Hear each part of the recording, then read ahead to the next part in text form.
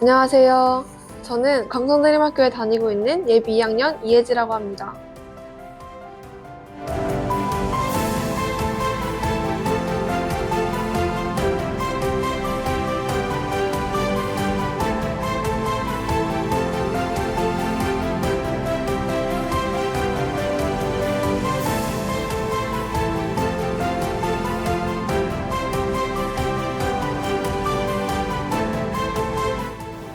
네, 안녕하세요. 이혜지 학생.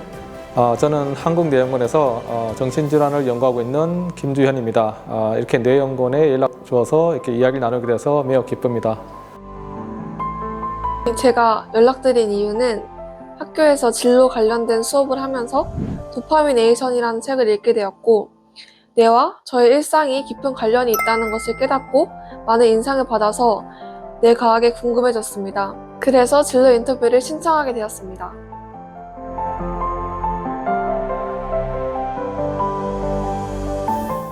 지금부터 박사님께 저의 궁금증을 질문드리겠습니다. 박사님의 하루 일과가 어떻게 되시나요? 네, 저는 현재 한국뇌연구원에서 정서생리연구실이라는 연구실을 운영하고 있습니다. 하는 일은 크게 세 가지입니다. 교육과 연구, 그리고 연구실 운영. 아침에 연구원에 출근하면 제일 먼저 간밤에 전 세계에서 새로 나온 연구들을 다 둘러보고, 그리고 오늘의 예정된 일들을 시작합니다. 제가 있는 연구실은 동물 모델, 특히 수영질을 가지고 여러 가지 정신질환에서 수영질의 뇌가 어떻게 변화하고, 그리고 우울증이나 조울증, 그리고 중독이나 정신분열증, 자폐증, 이렇게 다양한 정신질환들이 어떤 원인으로 일어나고, 그리고 이러한 질병들을 어떤 방법으로 고칠 수 있을 것인지에 대한 연구를 하고 있습니다. 그래서 같이 일하는 학생들, 그리고 연구자분들과 함께 이러한 연구에 대해서 계속 공부를 하기도 하고, 또 여러 가지 다양한 종류의 생물학적 실험들을 하면서 수행지의 뇌를 연구를 하고 있죠. 그리고 이러한 교육과 연구에 필요한 여러 가지 장비나 재료들을 꾸준히 지속적으로 구입하기 위해서 연구실을 운영하는 일도 하고 있습니다. 뇌과학은 고등학교 때 어떤 선택 과목과 연관이 있나요? 네, 뇌과학만을 따로 다루는 선택 과목은 아마 없을 거예요. 제 생각에는 아마 생물 과목에서 뇌 관련 부분을 다루지 않을까 싶습니다. 근데 학생이 만일 고등학교 과정에서 뇌과학에 대해서 좀 더 공부를 하고 싶다면 각종 뇌과학 관련 교양 서적이나 과학 잡지들, 그리고 인터넷에 나와 있는 여러 가지 자료들을 활용할 수 있을 것입니다. 한국뇌연구원 견학도 추천드립니다. 뇌과학과 관련된 직업의 장점과 단점은 무엇인가요? 네, 뇌과학과 관련된 직업의 장점으로는 아직 알려져 있지 않은 여러 가지 뇌 신비를 자기가 세상에서 가장 먼저 알 수 있다는 그런 학문적인 성취감을 둘 수 있겠죠. 또한 치료 방법이 아직 개발되지 않은 각종 퇴행성 뇌질환, 예를 들어서 알츠하이머 치매라든가 헌팅턴병, 파킨슨병, 루게릭병, 그리고 각종 정신질환들, 이런 여러 가지 뇌질환에 대한 그 질환 발병 과정을 이해하고, 또 이러한 질환의 치료책을 찾는 그런 과정에 참여한다는 보람을 느낄 수도 있겠습니다. 이 직업의 단점도 사실은 장점의 이유와 굉장히 비슷한데, 아직 뇌에 대해서 많이 알려져 있지 않은 만큼 이 과정을 연구를 하다가 이제 무지 암흑 속에서 스스로 헤매게 될 경우가 많고, 이런 풀리지 않는 뇌의 수수께끼를 풀기 위해서 도전하다가 어쩌면 자기가 제풀에 먼저 지칠 수도 있습니다.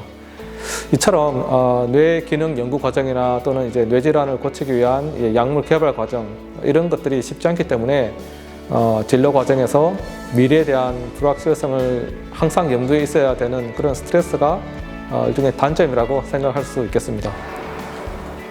뇌과학 분야에서 어떤 연구에 참여하셨고, 현재 어떤 연구를 참여하고 계시나요? 네, 뇌과학은 매우 넓은 분야입니다. 치매와 같은 퇴행성 뇌질환도 있고, 또 우울증이나 중독, 이렇게 불안이라든가 그런 공포 같은 정신질환도 있고, 자폐증이나 아니면 이제 정신분열증 같은 그런 그 뇌 발달 질환, 그런 것도 있고, 또는 요즘은 많이 뜨고 있는 뇌와 기기의 연결, 브레인 머신 인터페이스, 그리고 요즘은 뇌의 기능을 디지털로 구현하려는 인공지능도 많이 뜨고 있죠. 이 모든 게 다 뇌과학의 범주에 들어갑니다. 이 중에서 저는 뇌의 가장 기본적인 구조와 그 뇌를 이루는 다양한 신경세포들의 연결성을 연구하는 일들을 주로 해왔습니다. 그리고 이제 이러한 연결성이 치매나 또는 루게릭 병과 같은 퇴행성 뇌질환에서 어떻게 변하는지, 그리고 자폐증이나 우울증과 같은 그런 정신질환들이 어떻게 발병하고 우리가 또 어떻게 고칠 수 있는지에 대해서 계속 연구를 하고 있습니다. 뇌 연구 결과가 실생활에 어떻게 적용될 수 있나요? 네, 거의 모든 뇌 연구는 궁극적으로는 실생활에 적용하기 위해서 진행이 된다고 볼 수가 있죠. 각종 뇌질환에 대한 연구들은 사실은 현재까지는 치료가 불가능한 것으로 알려진 이런 치매 또는 여러 가지 헌팅턴, 파킨슨, 루게릭병 같은 이런 뇌질환들을 고치는 목적으로 진행이 되고 있습니다. 연구가 계속 진행이 되어서 새로운 약들이 개발이 되고, 그러면 우리가 기존에 불가능하다고 생각했던 그런 뇌질환에 대한 치료가 가능해질 수 있을 겁니다. 그리고 우리가 뇌 구조와 기능에 대해서 더 많이 알게 된다면, 그러면 우리가 뇌를 기반으로 한 여러 가지 인공지능이라든가 이런 그 디지털 구현, 이런 새로운 그 뇌 기계를 접목한 새로운 뇌 산업도 발달할 수 있겠죠. 우리가 지금 당장 쓰고 있는 여러 가지 스마트폰의 서비스라든가 또는 챗 GPT 이런 대화형 서비스들도 사실은 뇌 인지 기능을 다 모방해서 나온 것이죠. 그래서 앞으로는 이제 정상인이나 또는 환자의 뇌파 분석 이런 걸 통한 이제 기계적인 조정 이런 것을 통해서 좀 더 고도화된 뇌 기능을 이용한 여러 가지 연구들이나 또는 산업적 응용이 가능해지지 않을까 생각하고 있습니다. 뇌 과학 분야가 미래에 어떤 전망을 가지고 있나요? 네, 뇌의 구조와 기능이 아직 많이 밝혀져 있지 않고 우리가 어떻게 뇌의 기능을 이용할 수 있는지에 대한 응용 방법도 아직 초기 단계죠. 그리고 앞서 제가 설명했듯이 아직도 대부분의 뇌질환들은 치료법이 없습니다. 따라서 뇌과학 분야는 이런 비단 질병 연구뿐 아니라 새로운 학습 언어 모델 개발, 그리고 인공지능을 이용한 삶의 편의성 증대, 이처럼 미래 실생활의 여러 분야에서 매우 폭넓게 쓰일 수 있을 거라고 생각하고 있습니다. 개인적으로 뇌 과학 분야에 끌리게 된 계기가 있었나요? 뇌 과학의 흥미로운 점은 무엇인가요? 네, 개인적으로 학창 시절부터 생물학을 매우 좋아했습니다. 특히 우리 몸을 이루고 있는 각 장기의 모양과 기능에 매우 관심이 많았는데, 뇌는 우리 몸의 다른 장기들과는 굉장히 뚜렷한 차이점을 가지고 있어서 더욱더 흥미를 끌었죠. 심장이나 허파, 간 같은 그런 장기들은 사실 우리가 그 구조만 봐서 어떤 일을 할 수 있는지 예측이 가능합니다. 그렇지만 뇌는 그 모양만 봐서는 도대체 어떤 기능을 하는지 알 수가 없죠. 이는 뇌를 구성하는 그 뇌세포의 특징에서 유래하는데, 단지 세포들이 많이 모여 있어서 장기를 구성하는 그런 형태가 아니고 여러 가지 다양한 뇌세포들이 서로 특정한 목적을 가지고 서로 다른 종류의 뇌세포들과 화학적이고 또는 전기적인 그런 연결을 통해서 의사소통을 한다는 것이 뇌의 가장 큰 특징이라고 할 수 있겠습니다. 그리고 이러한 의사소통 네트워크는 마치 인간 사회의 구조와 기능과 매우 비슷한 면이 있는데, 이처럼 뇌의 구조와 기능을 이용해서 어떤 인간 사회의 구조와 기능을 우리가 유추할 수 있다는 것도 굉장히 매력적인 뇌 연구의 한 포인트라고 그렇게 볼 수 있겠습니다. 뇌 분야에서의 연구 활동 외에도 어떤 활동이나 취미를 즐기고 계신가요? 연구 활동 이외에는 새로운 사람들을 만나거나 또는 새로운 장소에 가는 것을 좋아합니다. 왜냐하면 다양한 경험을 통해서 새로운 아이디어도 얻을 수가 있고, 또는 새로운 사람들을 만나고 이야기하면서 이 사람과 세상을 인지하는 사고의 관점을 넓힐 수 있기 때문이죠.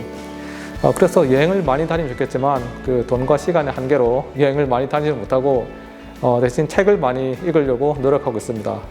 또한 연구를 하기 위해서는 체력도 굉장히 중요하기 때문에 이런 연구력 증가를 위한 체력 증진에도 힘쓰고 있습니다. 그래서 저는 달리기를 하고 있는데, 연구 활동은 마라톤과 같아서 일회성 단기 프로젝트로 끝나는 것이 아니고 보통은 10년 또는 20년 이상 지속되는 삶의 한 부분이라고 볼 수가 있죠. 그래서 이처럼 긴 호흡의 연구를 하기 위해서 저는 그 건강한 몸과 정신을 유지하는 방편으로 꾸준히 장거리 달리기를 하고 있습니다. 뇌 과학 분야에 관심 있는 학생들에게 조언이나 격려하고 싶은 말이 있으신가요? 예, 현대 사회는 정보가 넘쳐나는 사회입니다. 자기가 찾아보고 싶은 거는 얼마든지 쉽게 찾아볼 수가 있죠. 뇌과학 분야를 다룬 교양 서적들도 많이 나와 있고, 또는 우리가 인터넷 검색을 통해서도 많은 정보들을 찾아볼 수 있습니다. 또한 유튜브에만 봐도 뇌과학에 관련된 수많은 자료들이 업로드가 되어 있죠. 이런 자료들을 계속 찾아보면서 이 뇌과학의 다양한 분야들, 알츠하이머 치매나 또는 헌팅턴, 루게릭과 같은 퇴행성 뇌질환, 그리고 여러 가지 정신질환들, 그리고 뇌 관련 기능 연구, 디지털, 인공지능 등등 이런 다양한 뇌 분야에 대해서 그 지식과 이해를 넓혀가길 바랍니다. 그리고 궁금한 점이 있으면 적극적으로 찾아보고 물어보세요.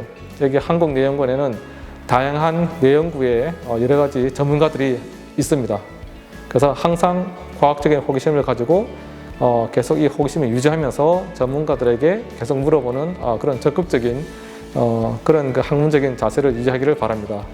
단순히 자기의 어떤 지식의 확장이 아니고 진정한 호기심에 기반한 이런 질문 하나하나가 과학을 발전시키는 원동력이라고 저는 생각합니다. 더 궁금한 점이 있으면 언제든지 한국뇌연구원에 문의를 주시길 바랍니다. 지금까지 강성대림학교 학생 이혜지였습니다.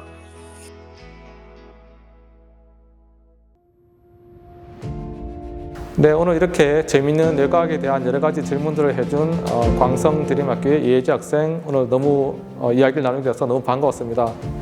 이혜지 학생의 무궁무진한 학문적인 성장을 위해서 격려하고 응원하는 차원에서 파이팅을 벌입니다. 파이팅!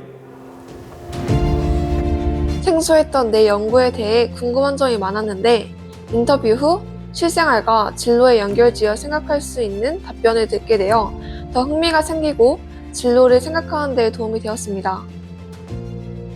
김지원 박사님 감사합니다.